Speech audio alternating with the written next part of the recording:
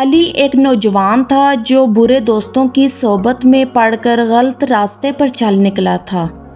اس کی ماں جو ایک نیک دل اور عبادت گزار خاتون تھی، ہر روز اللہ سے دعا کرتی کہ اس کا بیٹا سیدھے راستے پہ آ جائے۔ علی کو دنیاوی لذتوں کی اتنی عادت ہو چکی تھی کہ وہ اپنی ماں کی نصیحتوں کو نظر انداز کرنے لگا۔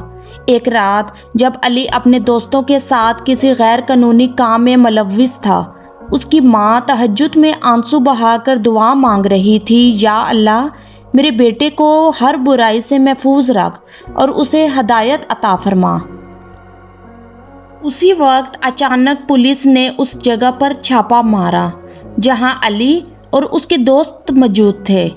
علی کے دوست گرفتار ہو گئے، لیکن عین اسی لمحے ایک نامعلوم شخص نے علی کو پکڑ کر ایک طرف کھینچ لیا اور کہا، یہ راستہ تمہارے لیے نہیں ہے، جاؤ اپنی ماں کے پاس۔ علی حیرت سے اس شخص کو دیکھ رہا تھا، لیکن خوفزدہ ہو کر فوراً وہاں سے نکل آیا۔ جب وہ گھر پہنچا تو اس کی ماں سجدے میں تھی، آنکھوں میں آنسو اور ہونٹوں پر شکر کے الفاظ۔